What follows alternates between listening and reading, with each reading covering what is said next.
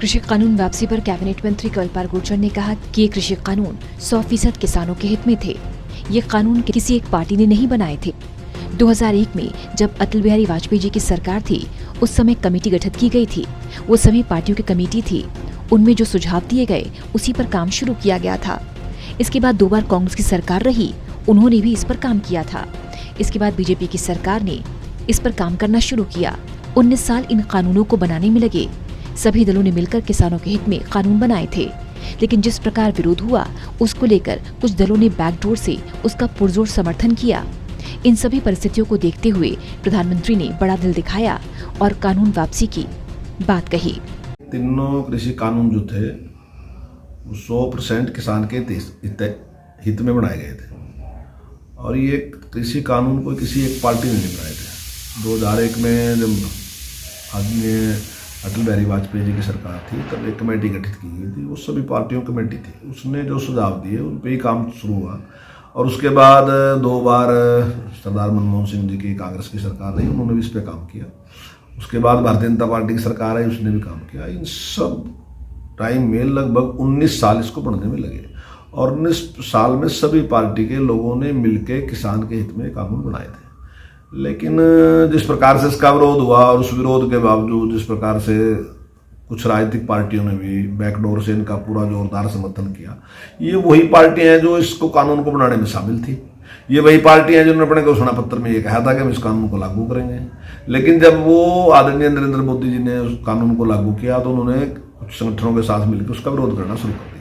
और जैसे माननीय प्रधानमंत्री जी ने भी ये बात कही है कि शायद ये था है तो कानून किसान के हित का, लेकिन शायद हम समझाने में सफल। तो इन सारी परिस्थितियों को देख के कि देश में टकराव ना हो और इस प्रकार का ना हो और आगे बढ़ने के लिए जरूरी है कि देश का माहौल जो है वो अच्छा रहना चाहिए। इन सारी परिस्थितियों को देखते हुए माननीय प्रधानमंत्री जी ने बड़ा दिल दिखाया और उन्होंने ये 3 कृषि कानून वापस लिए और मुझे पूरी उम्मीद है कि आने वाले टाइम में सारी स्थिति सामान्य हो गई।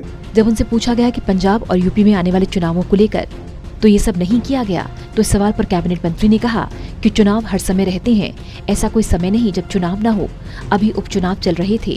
अब कुछ लोग कहेंगे कि उससे पहले वापस लेते तो नतीजे अच्छे आते और फिर अब चुनाव है। मैं समझता हूँ चुनाव के थोड़े दिन बाद ही चुनाव शुरू होते हैं। कई प्रदेशों के चुनाव हैं, इसके बाद 6 महीने बाद फिर कहीं न कहीं चुनाव होने वाले हैं। देश में अमन चैन को देखते हुए प्रधानमंत्री ने निर्णय लिया है। देखिए, चुनाव तो यहाँ हर टाइम में रहते हैं, ऐसा कोई टाइम होता नहीं जब चुनाव नहीं होते यहाँ।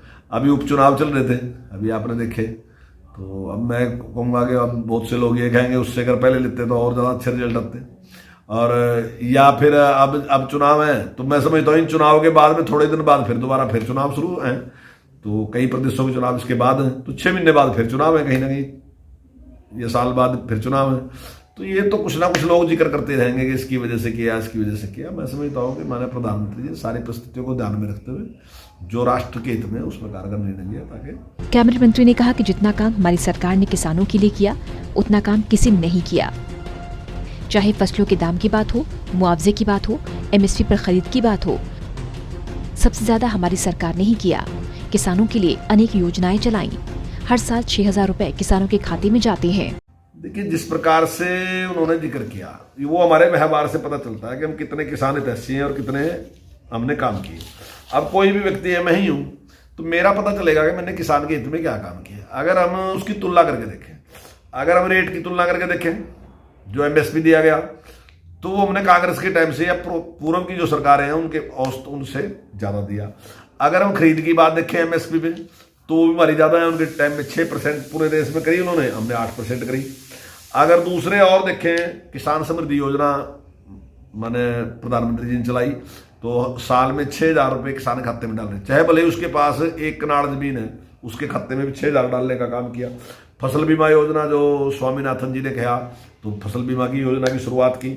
और मुआवजा किसान को जहां पहले बहुत कम था, अब हमारी सरकार ने तो उसको लगभग कांग्रेस की सरकार से लगभग दुगुना कर दिया। अब किसान संगठनों के मुताबिक जब तक MSP पर गारंटी का कानून और अन्य मांगी नहीं मानी जाती, तब तक वो आंदोलन खत्म नहीं करेंगे।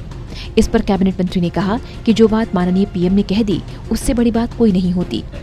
प्रधानमंत्री जो कहते हैं, मैं नहीं समझता कि उसके बाद कोई औचित्य रह जाता है अन्य मांगों को लेकर। देखिए, अब जो बात माननीय प्रधानमंत्री जी ने कह दी उससे बड़ी कोई बात नहीं होती है। जब प्रधानमंत्री कहता तो मैं नहीं समझता उसका कोई औचित्य रहेगा।